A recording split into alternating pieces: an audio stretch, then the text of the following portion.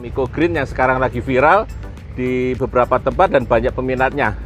Baik, kita bersama saya ada Mbak Ida ya, yang selaku pengelola di sini.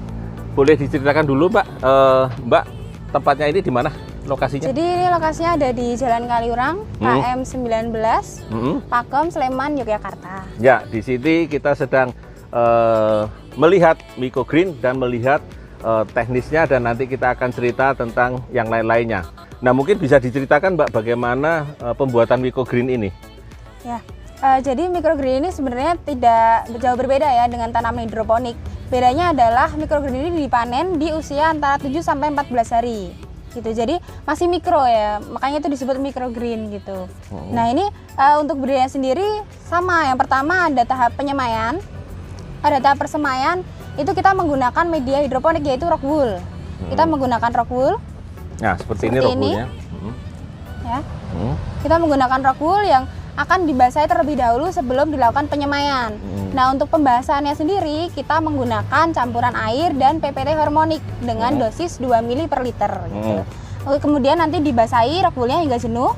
Nah, kemudian setelah itu kita semai. Kita semai benihnya itu menyebar di permukaan rock wool. Oke, disebar ya, begitu. secukupnya sampai menutupi seluruh permukaan. Nah, kemudian setelah itu kita simpan di tempat gelap selama 2 malam. Tujuannya untuk merangsang proses perkecambahan. Kemudian setelah 2 malam kita keluarkan di rak sebelah sini. Nah, itu sekitar 2 hari.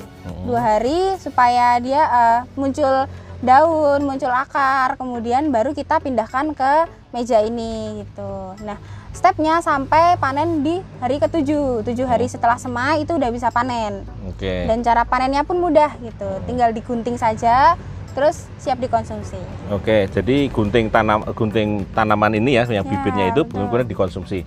Ada berapa jenis yang ada di sini, Mbak? Kalau di sini kita ada 6 jenis. Yang pertama ada selada merah, selada hijau, bayam merah, ini seperti ini. Oh gitu. Kemudian ada bayam hijau seperti itu.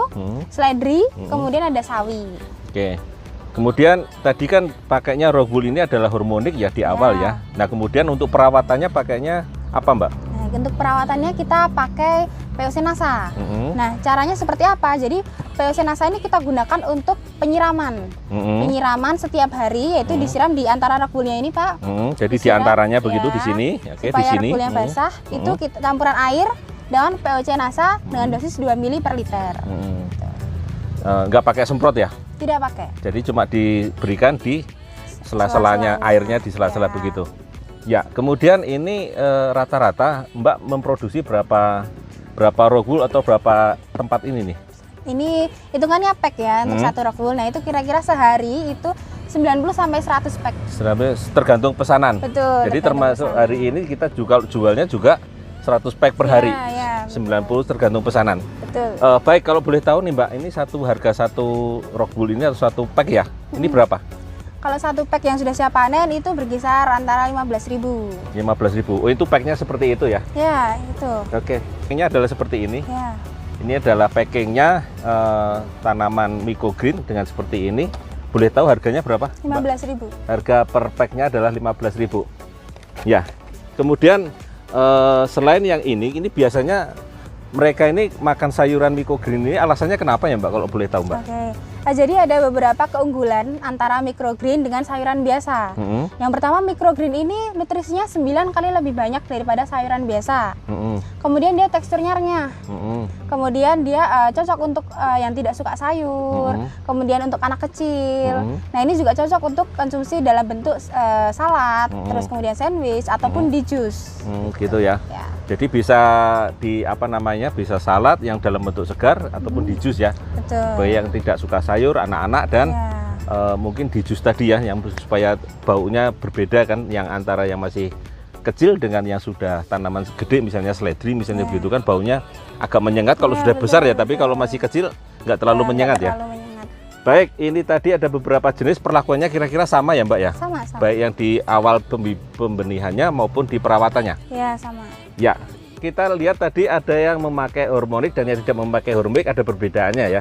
Nah, mungkin bisa dijelaskan Mbak Ida? Ya. Jadi kemarin kita sempat melakukan riset kecil-kecilan gitu, antara yang menggunakan hormonik dan juga tidak gitu. Karena hormonik ini sendiri kan dia mengandung zat perangsang tumbuh ya, seperti auksin, gibberellin, sitokinin yang dia bisa memacu perkecambahan, khususnya untuk pertumbuhan akar dan daun gitu. Nah kemarin yang kita pakaikan hormonik itu bisa tumbuh dengan seragam dan juga sangat tumbuhnya tuh semuanya sama gitu. Merata gitu ya? Merata. Tingginya juga merata. Betul, sepertinya ya. Itu berapa hari Mbak umurnya? Kalau itu 2-3 hari. 2-3 hari sudah ada perbedaan. Gitu. Tanaman yang dipakai?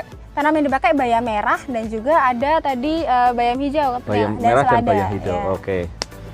Kita lihat tadi yang perbedaannya yang tidak memakai hormonik ataupun yang memakai hormonik sangat nyata ya di hari ketiga ya udah nyampaknya berbeda ya. Nah, kira-kira itu bisa dijual nggak Mbak yang tidak pakai hormonik? Oke, kalau untuk yang tidak pakai hormonik kan pertumbuhannya itu tidak seragam ya, tidak seragam dan banyak benih-benih yang tidak tumbuh bahkan gitu. Jadi jarang-jarang, tidak padat seperti ini. Oh gitu. Tidak rapat seperti ini. Nah itu nanti tidak bisa dijual lagi, jadi harus kita eliminasi dan ya itu nanti ganti yang baru ya, ganti yang baru. Jadi kita akan rugi kalau dijual kurang lebih ya 15.000 lah kira-kira kalau satu satu paket ini satu rockwool ini ya, satu pack itu. Baik, kemudian kalau dalam satu skala produksi ini mungkin dari 100 ini kira-kira kalau ada yang rusak kira-kira berapa rockwool atau berapa pack yang rusak Mbak kira-kira? Jadi kalau misalnya dari untuk semaian kita 15 pack itu kira-kira ada 2 pack yang tidak bisa kita jual gitu. Jadi sekitar 13/15 ya. 3/15, jadi dari 15 pack yang kemungkinan gagal kalau kita pakai NASA adalah 3 pack, jadi 3/15. Kalau kita tidak menggunakan teknologi NASA ini ya, maka kemungkinan besar produk-produk yang tidak digunakan tadi pada tanaman mikro ini, maka kemungkinan besar akan gagal ataupun tidak bisa dijual karena tidak merata dan ukurannya terlalu kecil. Kita tanya kepada Mbak Ida, Mbak Ida mungkin ada saran ataupun pesan kepada teman-teman yang barangkali berminat untuk bermain di microgreen ini, silakan Mbak Ida. Baik, microgreen ini sangat mudah ya bagi ibu-ibu yang tidak punya lahan luas. Ini bisa dibudidayakan dengan mudah dan kemudian panennya mudah, manfaatnya besar gitu. Pasarnya juga besar ya? Iya betul. Nah terlebih lagi ketika kita menggunakan PPT hormonik dan POC NASA, itu pertumbuhan akan sangat baik, seragam dan juga nanti terasa manfaatnya.